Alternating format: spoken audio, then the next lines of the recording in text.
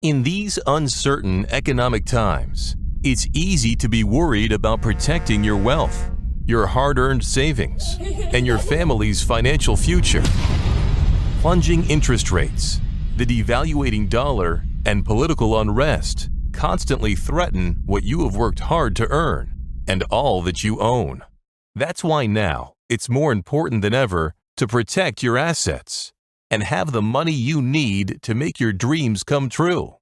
Welcome to the Global Wealth Fortress Report with successful global entrepreneur and wealth preservation expert Joel Nagel.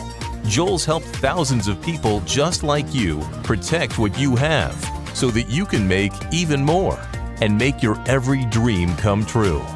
So, sit back and enjoy Joel Nagel's offshore expert advice on how you can live the good life at a great price, where the sun never sets on your financial fortress.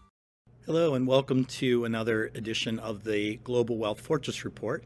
I'm attorney Joel Nagel. I'm broadcasting today from the Air France Business Lounge, getting ready to board our flight to the Azores Islands, which is a island chain in the Atlantic. It's part of Portugal, and that's our intended route back to Europe. As many of you know, Europe is essentially closed to Americans these days, as America is closed to Europeans. So the average tourist or business person that wants to go back and forth, it's really not possible to do. Now, one of the reasons that I bring this up is because we've been talking about this issue for many years. The U.S. passport has always been one of the best passports in the world. People would say, why do I need a second passport? Why do I need a second residency? I could travel anywhere I want with the U.S. passport. And that's been essentially true. Up until a few months ago, you could travel to 186 countries in the world, visa-free with the U.S. passport. But as most of you know, the world has changed in the last few months. And as of the day before yesterday, the U.S. passport only gave you access to about 23 countries around the world. The rest of the countries are essentially closed to Americans because of the whole coronavirus thing. So you can see here, I'll look around a little bit. I'm at the lounge. There's really nobody in the lounge, a couple of staff people, and again, no business people, no tourists. We're getting ready to board our plane. Looking forward to a short 3-hour flight back to the Azores. We're going to have a few days of a holiday there, maybe see some whales and enjoy ourselves as we then continue on to the mainland, Portugal, and then eventually back to Vienna, Austria.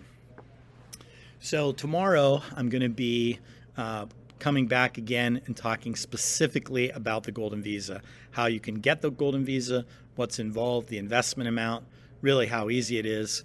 And if you're looking for a plan B, where you'd like to have another residency card or ability to travel during the current lockdown, please reach out to my office.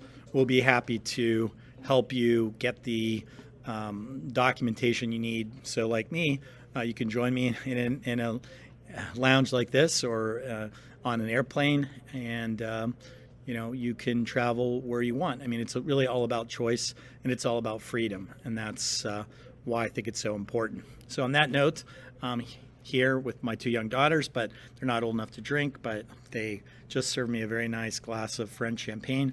So until the next time, cheers. So I thought I'd just check in with you one more time tonight on my transatlantic flight. I am somewhere over the Atlantic, between Boston, Massachusetts, where we took off maybe a little over an hour ago, and I have another 2.5 hours to go till I arrive in the Azores. Now it's about 11 o'clock Eastern time, and it's 4 a.m. Portugal time.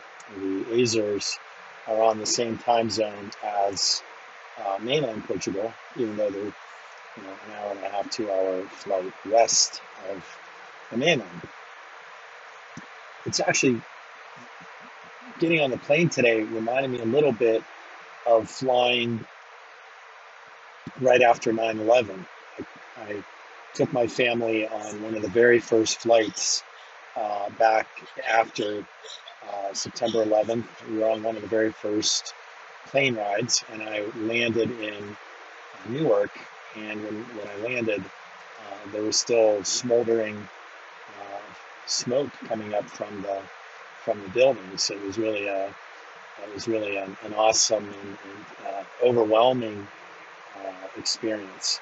And I haven't really experienced anything like that on the airplane until now. I mean, obviously we don't have the same kind of tragedy that we had back then, but it seems and feels a little bit like a tragedy, just the way everything is shut down. I mean, the airports are basically ghost towns. I was the only person in the business class of my flight, and a very nice flight attendant came and asked if I would like her to move my two daughters from the economy section of the plane up here to the business class with me. And I said, yeah, sure. And she did that. And that's the kind of really nice things that can happen in a situation like this. As I mentioned, I think there's 16 business class seats. I was the only one. Now it's myself and my two daughters. I just looked in the back of the plane. There's about 200 seats, and I counted roughly 25 people on the plane. It looks like mostly Portuguese, probably Portuguese folks who work and live in the United States going home. I believe I can't say for sure, but I'm pretty certain that we're some of the only Americans that are on this flight. And I think it's really important to think about this. You know, even though we live in a great country in the United States, it's the old adage, the old Boy Scout adage, hope for the best, prepare for the worst. And I feel like we've done that over the past few years. We have multiple passports, we have multiple residencies, including Portuguese. So having a Portuguese residency, when we checked in at the counter, they asked us a whole series of things. I had to show a negative COVID test, and in addition, I had to show one of the ways that we qualified to fly to Portugal, one of which was simply having a Portuguese residence card. I pulled the residence cards out, the lady smiled at me, wrote down the information, and here we are. So it's never too early or too late to prepare for a situation like this. I would encourage all of you who are watching this video to think about what your plan B is. There are opportunities all over the world for, in some cases, jurisdictions like Panama, you can get a investor visa for as little as, or actually less than $20,000. Now, some of the European countries are a bit more, but the price range really varies widely. If you decide that you can spend time living in a country, or if you have ancestry, if your parents or grandparents immigrated from a European country, frequently you can use that as a methodology to go ahead and apply for citizenship or apply for residency. So, I said I was just going to check in briefly. I'm a little bit tired, honestly, but I just wanted to update everybody on our flight across the ocean. Tomorrow I'm going to take some time and really delve into the Portuguese Golden Visa. I'm going to be talking a lot about that, and there's a half dozen ways that you can qualify. I'm going to go through those in detail, and there's a compendium that we're going to issue that goes along with this episode that really outlines all of the ways that you can qualify for the Portuguese Golden Visa. So now I'm going to say goodnight and look forward to catching up with you all tomorrow. Thanks and have a good night.